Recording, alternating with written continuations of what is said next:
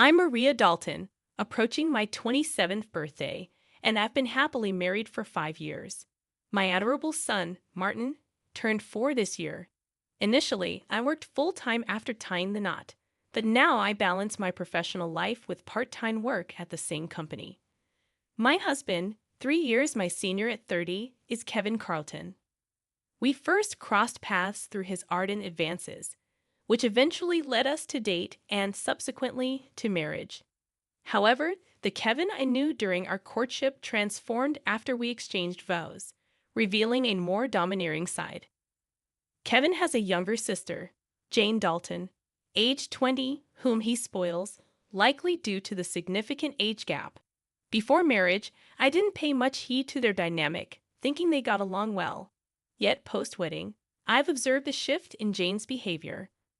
Jane frequently visits our home unannounced, disregarding the time, morning or night. Despite my presence, she behaves as if I'm invisible, directing her attention solely to Kevin, announcing her arrival with a casual brother, "I'm here again." Kevin, seeing a dinner prepared for 3, invites Jane to join without hesitation. I've noticed a pattern where Jane never brings any gifts or expressions of gratitude during her visits. When I discreetly inform Kevin that dinner wasn't prepared for an extra guest, he brushes it off, telling me to handle it since his sister is visiting. Consequently, I find myself serving my portion of dinner to Jane. In a tone audible enough for Jane to hear, Kevin places the blame on me, asserting that I should have been considerate and prepared extra food.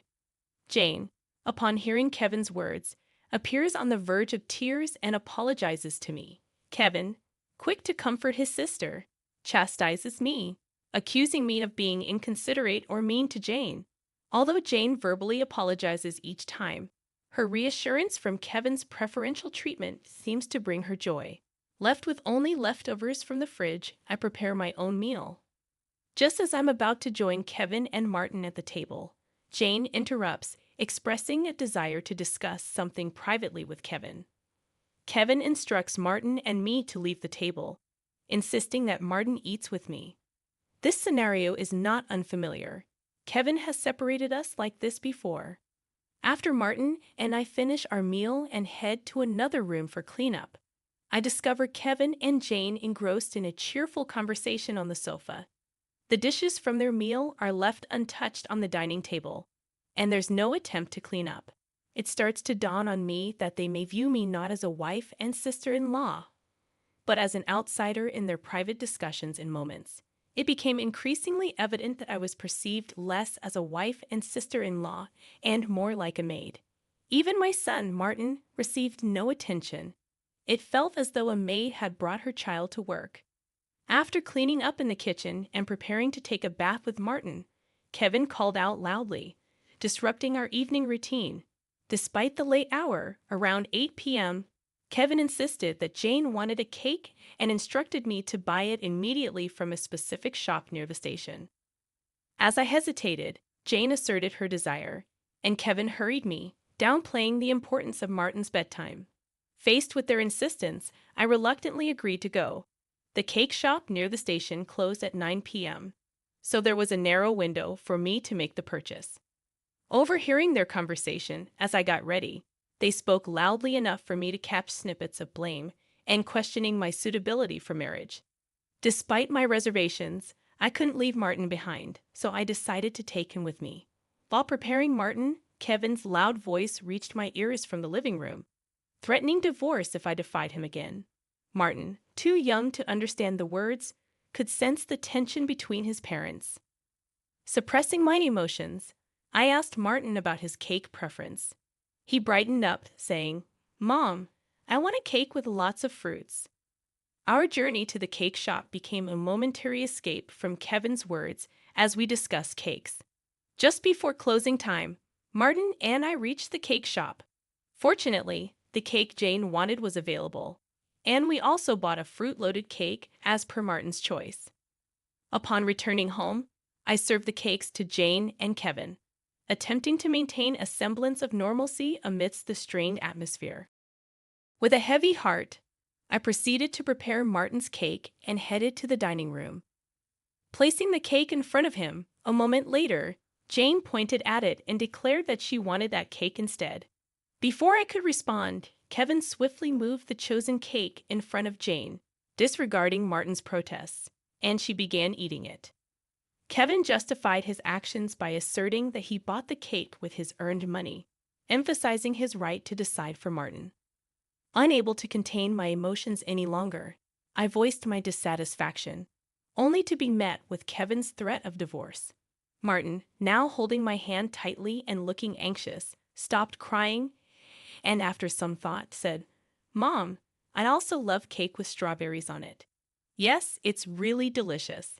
He mentioned it while eating a cake that Jane initially wanted. Feeling that I'm subjecting Martin to undue stress, I realized there are 3 adults, including myself, making a 4-year-old child endure this situation. Lifting Martin's cake plate when I saw Jane reaching for it, I took him to the next room so he could enjoy his cake slowly. Perhaps noticing Jane's actions, Kevin apologized to her, claiming he was being stingy. Resisting the urge to retort, I chose not to expose Martin to the word divorce. Watching Martin innocently eat his cake with cream around his mouth proved to be a heartwarming sight. After finishing the cake, ignoring both Kevin and Jane, we decided to have a late bath and sleep in Martin's bed. The next morning, I woke up to find that Jane had already left. As I prepared breakfast and was about to wake up Kevin and Martin, I heard Martin crying. Shockingly, the piggy bank given to him by my father was broken, and the money he had saved up was gone. Every night, it was a ritual for Martin to bid goodnight to his piggy bank before sleeping, and last night was no exception. He said his goodnight and went to sleep with me. At that time, the only people in the living room were Kevin and Jane. Concerned, I approached Kevin about the piggy bank, and Jane casually admitted to taking money from it, claiming she needed it. Kevin responded indifferently, stating that she took it for a reason. Martin, still crying and shaking, held in my arms. I could feel this hurt so profoundly that I cried with him. Witnessing Kevin prioritize and care for his sister, Jane, more than our own son, Martin, brought about a surge of anger and sadness simultaneously. In the morning, the atmosphere was heavy, and Kevin, breaking the silence, exclaimed, "Why are you making the atmosphere so bad? I feel terrible." Unable to contain my anger and frustration, I expressed my emotions towards him. Martin, crying so intensely for the first time since our marriage, was a breaking point for me. I had always been careful not to argue in front of Martin, but seeing him so hurt compelled me to speak up. Kevin, looking at me intensely, went to the bedroom without saying a word and returned with something in his hand. Shockingly, it was divorce papers, something I didn't even know he had hidden somewhere. "If you're not happy with me, then let's divorce," he said, shoving the papers at me before leaving the house with a loud bang. It seemed Martin, who had never cried over the issues with Kevin and Jane before, must have reached his emotional limit. Seeing Martin cry since last night was heartbreaking. Unable to bear seeing him so hurt, I suggested to him, "Hey Martin, should we skip daycare today?" He responded with an enthusiastic yes, showing a faint smile. Bringing a picture book from the shelf, he sat on my lap, looked up at me happily, and said, "The teacher at the nursery today was Mama, right?" He looked like an angel, and I couldn't help but think that his little heart must be full of patience. Today, I decided that we would play as much as we could to fill his heart. Though I might be causing trouble at my workplace, when I explained the situation, they kindly suggested I take a day off to spend time with Martin. In the morning, we went to the park, played hide and seek, and had a lot of fun in the sandbox and on the slide. When we got home for lunch, Martin seemed to be getting sleepy. While he usually naps by himself, today he fell asleep on my lap, reminiscent of his baby days. Though I initially thought of doing household chores during his nap, I decided that today was special. I opted to be healed by his sleeping face and gentle breathing. As I dozed off, I was startled by a noise from the entrance. It sounded like the front door had opened, but it wasn't time for Kevin to come home yet, making me suspicious. Quickly grabbing Martin and taking only my bag with valuables, I hid in the bedroom closet, holding my breath. I heard a voice, one I had heard somewhere before. The person seemed to be searching the house for something, and the situation left me on edge. In the midst of fear and trembling due to the noise of rummaging, I soon recognized the voice. It was Jane's. Many questions surfaced, such as why she had a key and what she was searching for. Carefully opening the closet, I observed Jane roughly going through drawers and doors. After a big sigh, she made a phone call, expressing her frustration at not finding what she was looking for. Listening closely, she mentioned searching and checking various places. The conversation included references to Kevin and a sense of urgency. After ending the call with a clear, "I'm going home now, Kevin," I was left pondering what they were looking for. The sound of the front door locking echoed, prompting me to emerge from the closet. Putting Martin to bed, I contemplated the recent events. It became evident that Kevin knew about whatever belongings they were searching for. If it wasn't a known item's location, could it be one of my belongings? Despite the earlier conversation, I couldn't deduce why Jane had entered the house. Suddenly, Kevin seemed like a stranger, and I was overcome with a mix of disgust and fear towards him. Swiftly packing the essentials for Martin and me, I was ready to leave by the time Martin woke up from his nap. "Martin, let's go to Grandpa's place now," I said, and we headed to the station, taking a train to my parents' house. Fortunately, their home was nearby, just 2 stations away, so we'd arrived quickly. Without prior notice, my parents were surprised but sensed something from my expression. Without asking questions, they welcomed us in. Their pet dog, a favorite of Martin's, immediately joined in the play. Witnessing this, I felt a sense of relief and proceeded to share everything that had happened with Kevin and Jane. Expressing my fear of staying at our house, my mother suggested that if Jane was looking for my belongings, it might be my cash cards. My mother's words resonated with me, and I recounted my experience of successfully launching an online shop for handmade goods with friends before marriage. As the CEO in the handmade industry, the shop gained recognition, and as it grew significantly, I made the decision to get married. I had chosen to prioritize raising my child, entrusting the company I co-founded to my reliable friends until my child-rearing responsibilities settled down. Although I still held the position of CEO, Kevin was unaware of it. He knew about my past role as a CEO, when I was single and likely suspected that I had savings. Despite this, I hadn't disclosed the details of my ongoing CEO status and savings to him. Kevin's financial habits became apparent early in our marriage. He was spendthrift, and he initially allocated only $200 per month for our food expenses. He even suggested that I quit my part-time job and become a full-time housewife, a proposition I firmly declined. Eventually, he reluctantly agreed to let me work part-time at my current job. To secure our marriage, he had me sign a post-marital property waiver, assuring that I wouldn't contemplate divorce. Since Martin's birth, I've received only $200 for food expenses, necessitating the use of my savings for Martin's nursery fees and clothes.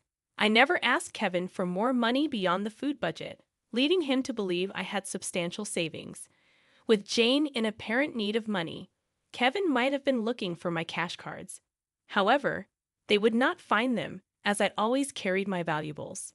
Realizing the unresolved issue and potential unauthorized access to our house, I decided to store my valuables, including cash cards, at my parents' house. As I pondered the motive behind their actions, Martin approached my father crying, explaining that his piggy bank was broken and he couldn't keep his promise to save up. My father, visibly angered, suggested calling Kevin to discuss the matter. My mother advised a more cautious approach, considering Kevin's talk of divorce and the potential blame he might shift. She recommended calmly finding out their purpose before they could escape with a suitable excuse. With this in mind, I decided to record their conversation to understand their motives. My parents, having a friend who was a lawyer, suggested consulting him. As I cooked dinner at home, Kevin arrived.